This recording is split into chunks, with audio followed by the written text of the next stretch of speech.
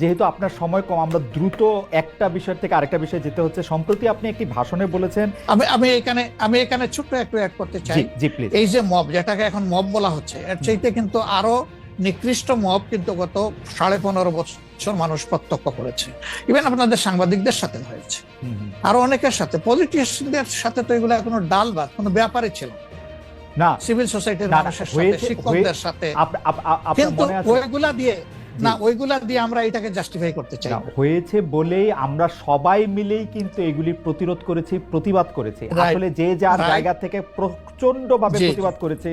আমার মনে আছে ডয়েচে ভেলেতে থাকতে আমি একবার শেখ হাসিনার নাম করে এতবার বলতেছিলাম যে কেন তিনি এটি করবেন, কেন তার এটি সমালোচনা করা যাবে না, এবং কেন তার এটা, মানে আমার মনে আছে যে মানে আমার সাংবাদিকতায় আমি কোনো সময় অ্যাক্টিভিজম করতে চাই না বা অ্যাক্টিভিজমের জায়গা থেকে, কিন্তু এইগুলির প্রতিবাদ আমরা সবাই মিলেই আসলে করেছিলাম, যে যার অবস্থান থেকে।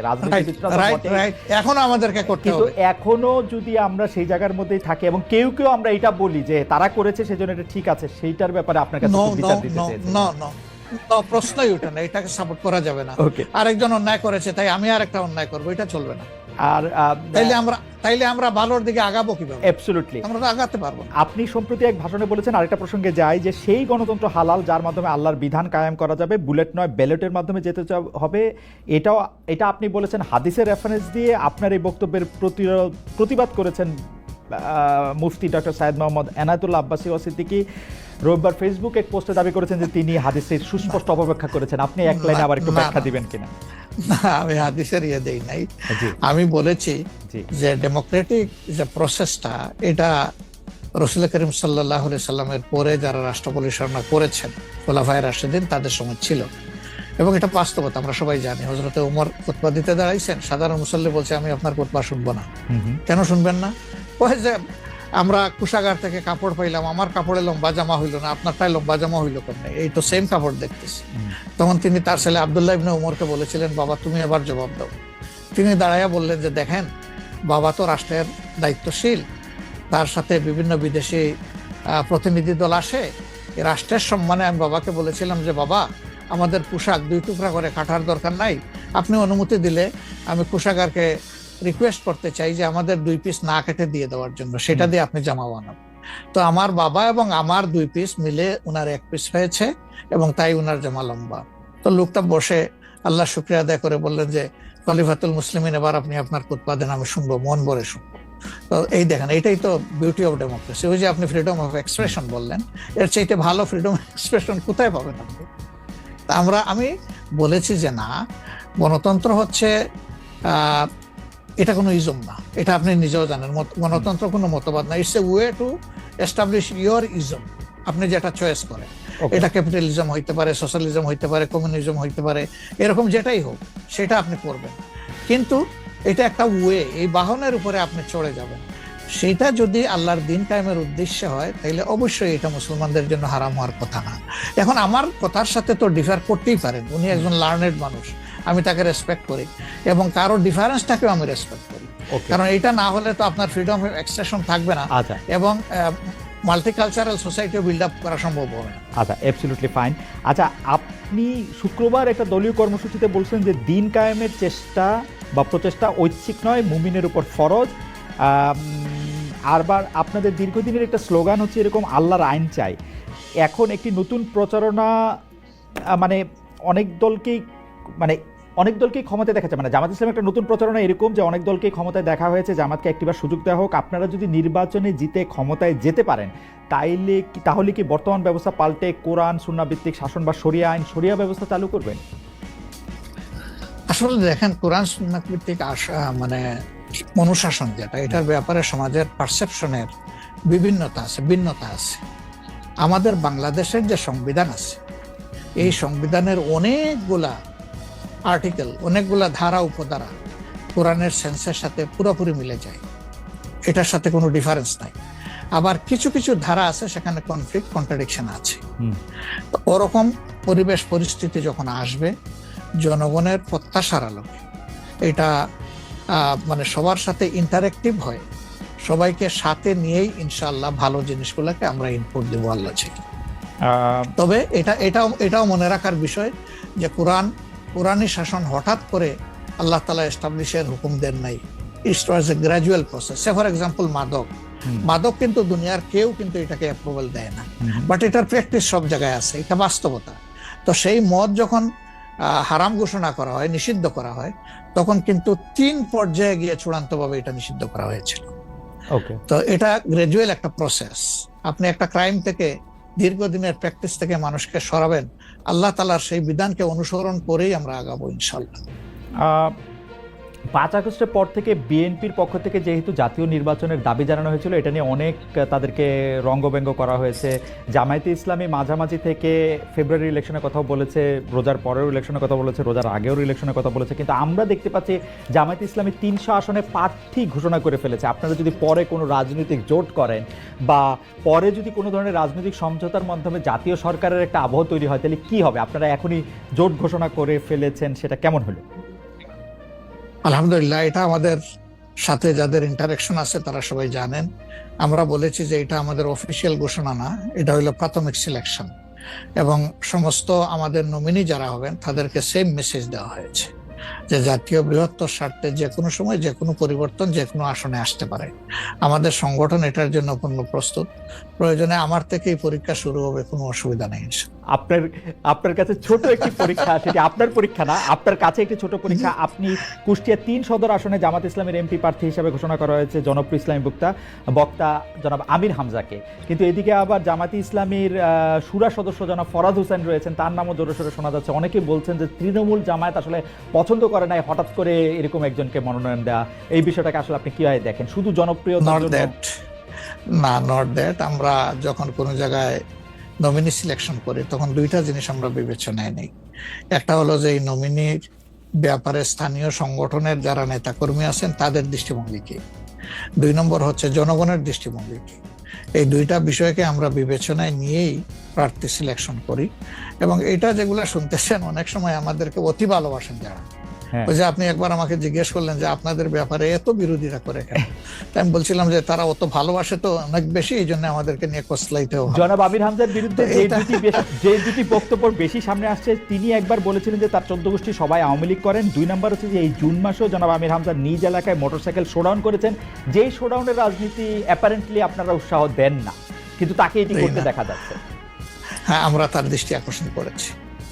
আমরা এই ব্যাপারে দৃষ্টি আকর্ষণ করেছি যে পাবলিক ইনকনভিনিয়েন্স হয় এমন কোনো কাজ আমরা করব না, যত দূর সম্ভব এটা আমরা অ্যাভয়েড করে চলব।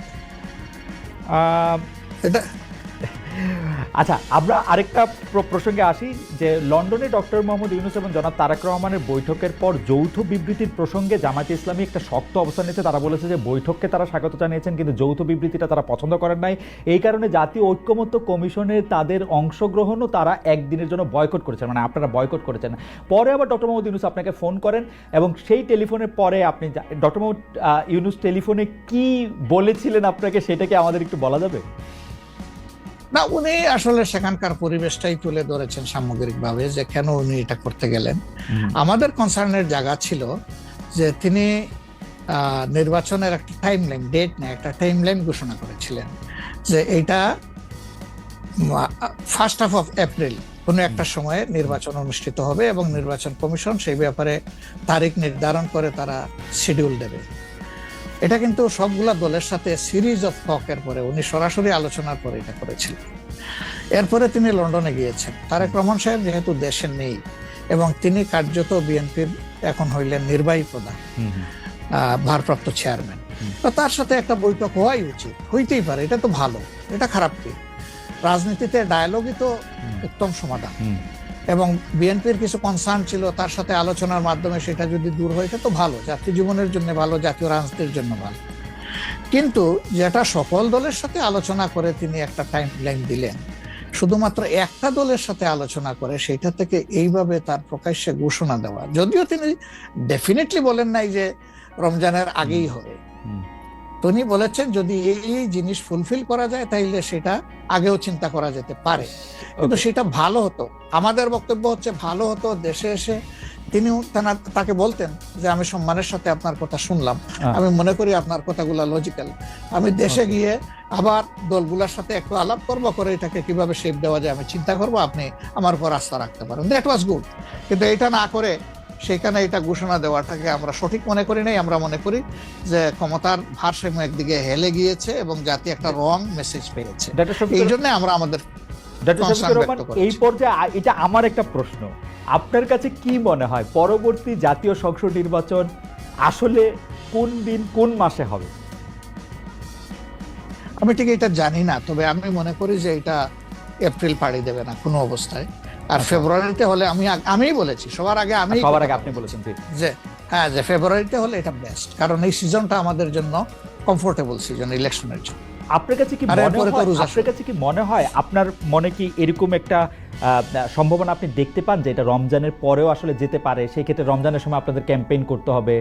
বেশিরভাগ সময় আমরা দেখি যে রমজানের সময় ধর্মপ্রাণ মুসলমানদের অনেকেই আসলে দুনিয়াবি কোনো জিনিসের মধ্যে থাকতে চান না, সেই ক্ষেত্রে ভোটের মানে এখনো কি? আমার মনে হয় যে রমজানে তো আমরা সব ধরনের সব কাজই তো করি, কাজ তো আমরা বাদ দিই না কোনো।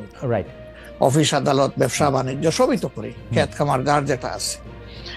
রমজান আমাদের জন্য কোনো সমস্যা না, রমজান কারোর জন্যই সমস্যা হওয়া উচিত না। ওকে, কোনো দল বলেছেন যে রমজানে ক্যাম্পেইন করতে গেলে অনেক ইফতার মাহফিল হবে, সেখানে প্রচুর টাকা খরচ করতে হবে, আপনি করবেন না। আপনি ইফতার মাহফিলে মেহমান হিসাবে গিয়ে খেয়ে আসবেন, দোয়া করে দিয়ে আসবেন, অসুবিধা কি? আপনাকে টাকা খরচ করতে হবে কেন? ওই সময় তো এমনিও টাকা খরচ করা ঠিক না, শিডিউল ডিক্লারেশন হয়ে যাওয়ার পরে মানুষকে খাওয়ানো ঠিক না। আপনি খাবেন, অসুবিধা কি? দাওয়াত দিলে যাবেন, খাবেন, কথা বলবেন, মিশবেন, হাত মিলাবেন, এটাও আপনার নির্বাচনী কাজকে আগাবে, কোনো সমস্যা তো নাই।